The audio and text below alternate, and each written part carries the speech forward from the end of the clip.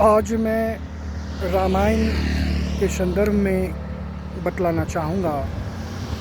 रामायण एक ऐसा महाकाव्य है जो भारतीय संस्कृति और सभ्यता को दर्शाता है। अगर हम रामायण का सही ढंग से अध्ययन करते हैं तो निश्चित रूप से हमारे जीवन में जो भी बाधाएं आएंगी दूर हो जाती है। रामायण एक राजनीति शास्त्र है, समाज शास्त्र है, विज्ञान है। विज्ञान इसलिए कि हजारों वर्ष पूर्व वायुयान नहीं हुआ करता था, लेकिन पुष्पक विमान हुआ करता था जिस पर रावण चढ़कर एक स्थान से दूसरे स्थान जाते थे और उसी कल्पना के आधार पर आज वायुयान का आविष्कार हुआ। रामायण में मुख्य रूप से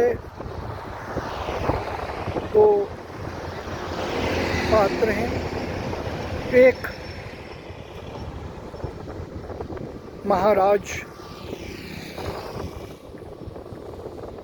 रावण और दूसरा भगवान श्री राम।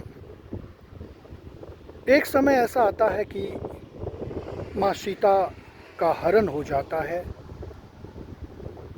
तब भगवान श्री राम रावण से युद्ध करने के लिए वानर सेनाओं के साथ लंका पहुँचते हैं।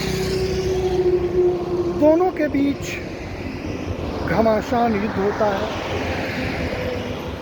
पहला दिन रावण का रथ टूट जाता है, खड़ग टूट जाता है और जो हमेशा रथ पर चलने वाले होते हैं उस दिन उनको जमीन पर खड़ा होना होता है। तब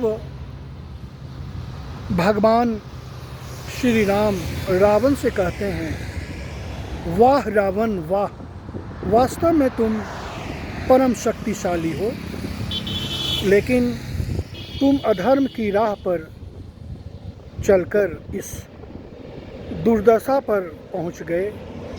रावण भगवान शिव के त्रिशूल जैसा प्रचंड शक्तिशाली पवन सुत हनुमान की मुष्टिका का प्रहार तो तुमने सहन कर लिया, लेकिन रावण भक्त और ज्ञानी में अंतर होता है। भक्त अगर मूर्ख भी होता है तो वो दिल का सरल और सच्चा होता है। तुम ज्ञानी होकर इस दुर्दशा पर पहुंच गए।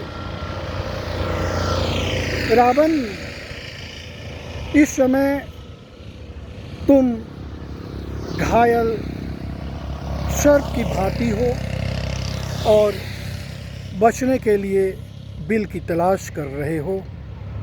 लेकिन रावण, तुमने एक बार लक्ष्मण से कहा था कि हमारे यहाँ धर्म नहीं होता है, लेकिन रावण, हमारे यहाँ धर्म होता है। हम रघुवंशी निहत्थे पर कभी वार नहीं करते हैं। तुम इस वक्त शस्त्र विहीन हो। तुम जाओ और अगले दिन शस्त्र लेकर आना, तब मैं तुमसे युद्ध करूँगा।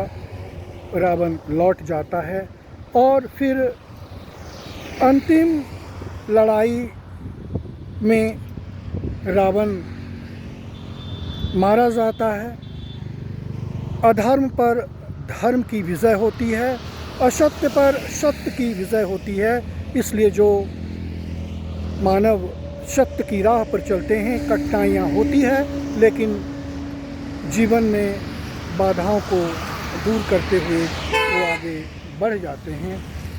अंत में जब रावण मारा जाता है तो भगवान श्री राम लक्ष्मण से कहते हैं कि जाओ लक्ष्मण, रावण से कुछ सीख लो। लक्ष्मण रावण के सिर के पास खड़ा हो जाता है। रावण कुछ नहीं बोलता है। तब भगवान श्री राम लक्ष्मण से कहते हैं, लक्ष्मण अगर कुछ सीखना है तो उनके पैर के सामने खड़े हो जाओ। और तब लक्ष्मण उनके पैर के सामने खड़े हो जाते हैं।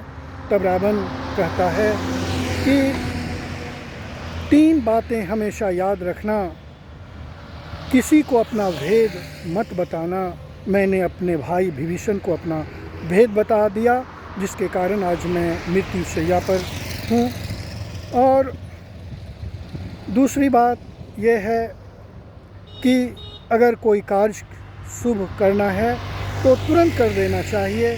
तीसरी महत्वपूर्ण बात यह है कि किसी को भी तुच्छ मत समझो, क्योंकि मैं वानर सेना को तुच्छ समझा, लेकिन आज मैं मृत्यु शैया पर हूँ। इसलिए दोस्तों, आज मैं रामायण के माध्यम से कहना चाहूँगा कि जीवन में जो भी बाधाएं हैं, अगर सही ढंग से रामायण का अध्ययन हम करेंगे तो निश्चित रूप से हमारे जीवन में जो बाधाएं आएंगी वो समाप्त हो जाएंगी। इसलिए हम सभी को रामायण जैसे महाकाव्य का अध्ययन करना चाहिए। जय श्री राम।